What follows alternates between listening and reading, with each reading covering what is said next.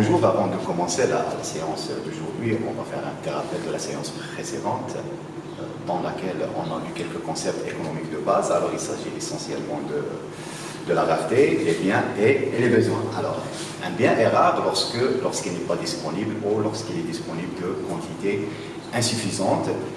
Alors ce bien, il nécessite un travail humain. Le deuxième concept, alors il s'agit des besoins. Alors le besoin est défini en tant qu'un sentiment de privation qui doit obligatoirement satisfait. Alors on peut distinguer entre plusieurs besoins. Alors il y a des besoins individuels et des besoins collectifs. Un besoin individuel est un besoin qui est satisfait par un bien qui est individuel. Par exemple, lorsqu'une personne va se déplacer avec sa propre voiture. Par contre, un besoin collectif, alors le déplacement il est fait dans ce cas dans un bus. Voilà. Alors le troisième concept, alors il s'agit des biens. Alors les biens, c'est quoi un bien? Un bien, tout élément susceptible à satisfaire un besoin.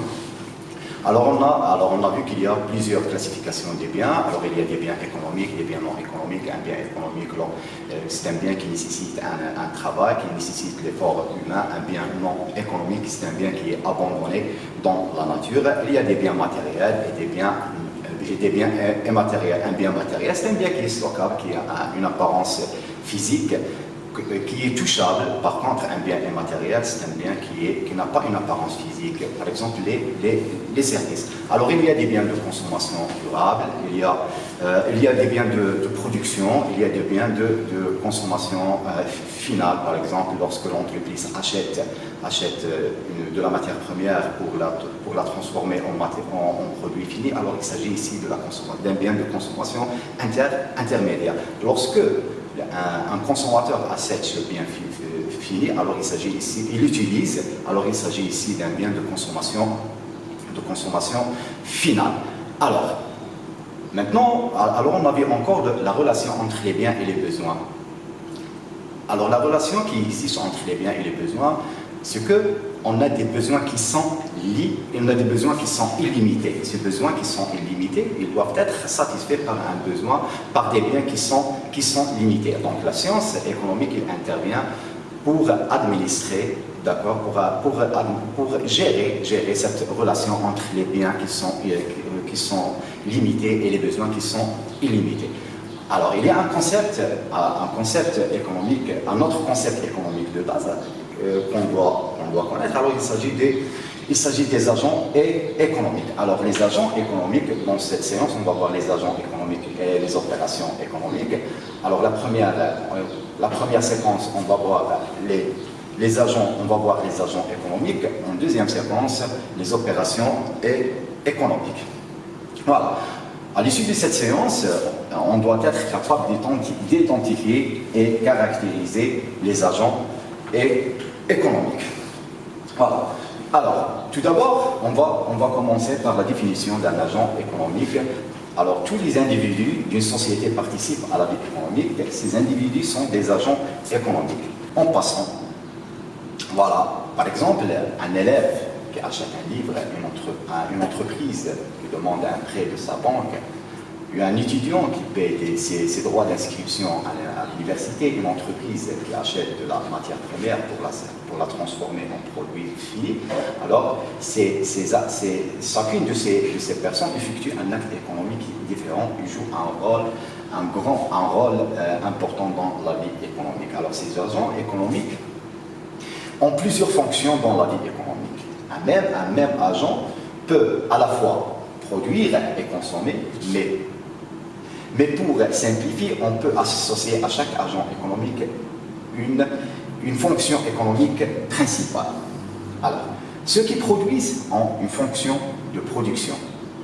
Ceux qui consomment ont une fonction de consommation. Ceux qui redistribuent les revenus ont une fonction de répartition. Alors, pour faciliter, on va regrouper ces agents économiques en prenant en considération leur activité principale pour les classer en 5 agents économiques. C'est-à-dire, chaque agent économique il se définit par sa fonction principale et bien sûr par ses ressources principales. Alors, en se basant sur la fonction principale, on va classer ces agents économiques en 5 catégories. Alors, il y a les ménages, les entreprises non financières, les entreprises financières, les administrations et le reste du monde. Alors, commençons tout d'abord par les ménages. Alors, qu'est-ce qu'un ménage? Un ménage, une ou plusieurs personnes physiques vivant ensemble qui perçoivent un revenu et le dépensent en achetant des biens et des services pour satisfaire leurs besoins. Alors, ici, on fait la distinction entre les ménages ordinaires, c'est un ménage simple, c'est-à-dire il y a une personne vivant seule ou une personne vivant en famille.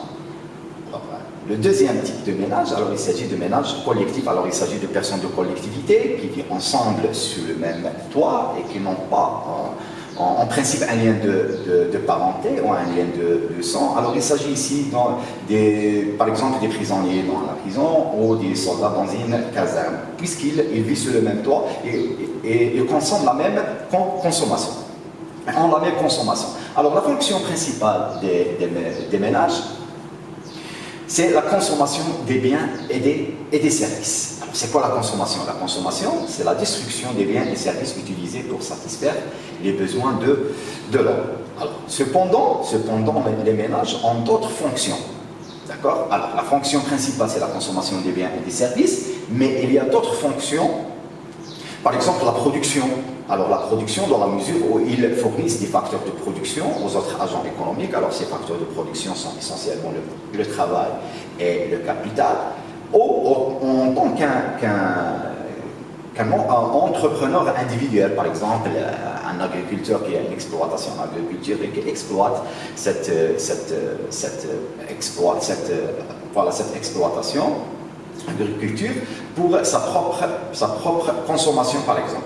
Alors, comme une autre fonction, mais ce n'est pas une fonction principale, alors il s'agit de l'épargne. Alors on sait bien que l'épargne, c'est la partie non consommée du revenu, et cette épargne peut être utilisée dans la réalisation, par exemple, des investissements. Voilà. Alors, les ressources principales, des ménages, alors les ménages tirent l'essentiel de leurs ressources de la rémunération du travail, sous forme de salaire et des traitements, en contrepartie de, voilà. Alors les salaires et les traitements sont de contrepartie du travail fourni à d'autres agents économiques.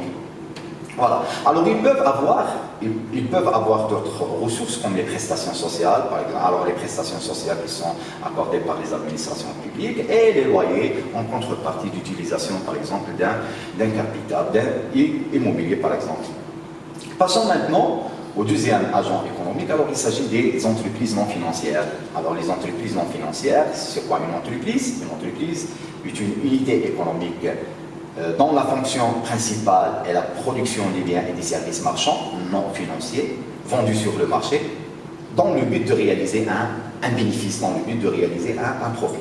Alors c'est quoi la production? La production, c'est la création des biens et des services que la nature ne met pas à la disposition de l'homme, c'est-à-dire alors les biens économiques qui nécessitent un travail humain. Alors pour produire les biens et les services marchands, l'entreprise combine des facteurs de production. Alors ces facteurs de production sont principalement le capital et le travail. Voilà. Alors passons maintenant à la fonction principale. La fonction principale des entreprises est la production des biens et des services marchands non financiers. Par exemple, il y a une boulangerie qui produit des biens, qui produit des pains et des pâtisseries. Alors il s'agit ici d'une entreprise qui produit des biens. Par exemple, une entreprise qui est spécialisée dans le transport, par exemple, des voyageurs et de marchandises. Alors il s'agit d'une entreprise dont sa spécialité, son métier est la production des services. Voilà. Alors maintenant, on passe aux ressources principales. Alors les entreprises tirent leurs ressources principales de la vente de leurs produits sur le marché. Cependant, ils peuvent avoir d'autres ressources, telles que, par exemple, les subventions accordées par les administrations publiques dans le but d'encourager les investissements. Maintenant, on passe au troisième agent économique. Alors, il s'agit des entreprises financières. Alors, les entreprises financières, c'est un ensemble de sociétés dont la fonction principale consiste à fournir des services financiers tels que, alors parmi ces services financiers accordés par les sociétés non financières, c'est accorder des crédits aux autres agents économiques. Alors, ils peuvent mettre en relation les agents qui détiennent de la monnaie, c'est-à-dire les épargnants, et ceux qui ont un besoin pour financer leur activité, c'est-à-dire les investisseurs, alors les sociétés financières, il s'agit principalement ici des banques, ils vont mettre en relation les agents économiques qui ont un excédent de liquidité et les autres agents économiques qui ont un besoin de liquidité et qui veulent financer leur activité. Alors, parmi les autres services fournis par les entreprises financières, alors il s'agit de la gestion des dépôts des entreprises et des particuliers. On peut avoir comme activité, c'est l'assurance des biens et des personnes contre les divers risques. Alors c'est un service qui est fourni par les compagnies d'assurance. Alors passons maintenant aux ressources principales. Alors les ressources principales des sociétés non financières, alors ils proviennent de la vente des services liés à leur activité financière, essentiellement les intérêts pour les banques et les cotisations pour les assureurs.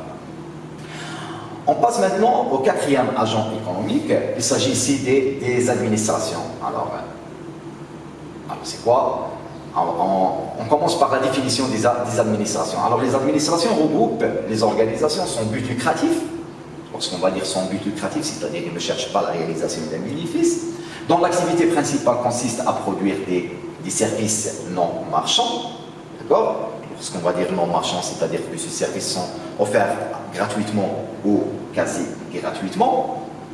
Dans cette catégorie, nous pouvons distinguer entre deux grands types d'administrations. Alors, il y a les administrations publiques, elles comprennent l'État, la sécurité sociale et les collectivités locales. Par exemple, les communes, les départements et les régions. Il y a les administrations privées, alors les administrations privées comme les syndicats, les associations privées, les partis politiques, etc. Alors, les administrations publiques effectuent aussi des opérations de redistribution des revenus et des richesses nationales. La fonction principale de cet agent économique, alors on va bien sûr voir, alors on va tout d'abord identifier la fonction principale des administrations publiques, alors c'est produire des biens et des services non marchands, collectifs, au profit des autres agents économiques. Alors, non marchands, comme j'avais souligné avant, alors il s'agit des services qui sont fournis gratuitement ou quasi gratuitement. Alors parmi ces services, alors il y a les infrastructures. Alors ce qu'on va dire les infrastructures, ce sont les routes, l'éclairage public, les ports, les aéroports. D'accord? Alors il y a les prestations sociales, par exemple la santé, l'enseignement, et les subventions qui sont accordées aux entreprises. Alors, pour les administrations privées, alors c'est fournir des services marchands aux ménages. Alors, ces services non marchands, désolé, ce sont des services non marchands aux ménages. Alors, il s'agit des institutions sans but lucratif aux services de ménage qui sont considérés pour la comptabilité nationale comme un agent économique indépendant des autres agents. Voilà. Alors, maintenant, on passe aux ressources principales. Alors, pour les administrations publiques, alors, il y a les prélèvements obligatoires auprès des autres agents économiques. Exemple, les impôts et taxes, cotisations sociales, par exemple, les cotisations qui sont versées par les salariés et l'employeur à la Caisse nationale de la sécurité sociale. Pour les administrations privées, on va alors les considérer comme ressources principales, les cotisations versées par leurs membres ou les subventions accordées par les administrations publiques. D'accord? Alors, maintenant, on passe au dernier agent économique, alors cet agent économique, c'est un agent économique qui est fictif, qui n'est pas réel. Alors, c'est l'ensemble des agents économiques étrangers. Le reste du monde, comme je dis, regroupe l'ensemble des agents économiques situés à l'étranger et qui effectuent des relations économiques avec l'économie nationale. Voilà. Alors, parmi ces relations économiques effectuées entre le reste du monde et l'économie nationale, alors il s'agit des relations commerciales. Lorsqu'on va dire les relations commerciales, c'est l'exportation et l'importation des biens et des services. Il y a encore les relations, alors elles peuvent être des relations financières, par exemple les investissements à l'étranger, comme ils peuvent être des relations monétaires. Alors il s'agit du paiement des exportations et des importations, et les transferts, par exemple, les Marocains résidant les transferts des Marocains résidant à l'étranger. Voilà. Alors, ce qu'on doit retenir dans cette séance, alors qu'on a fait la distinction entre 5 agents économiques, et chaque agent économique il est défini par sa fonction principale. Alors, les agents économiques sont les ménages dans la fonction principale, la consommation, les entreprises non financières dans la fonction principale, la production des biens et services marchands non financiers, les entreprises financières dans la fonction principale et la production des services marchands financiers, et les administrations, leur fonction principale est la production des services non marchands, et bien sûr le reste du monde comme un agent économique fictif qui c'est l'ensemble, comme on a dit, l'ensemble des agents économiques étrangers. Alors sa fonction principale, c'est effectuer des relations économiques avec l'économie nationale. Dans la prochaine séance, on va voir les opérations économiques qui sont effectuées par ces agents économiques. Merci de votre attention. À la prochaine séance.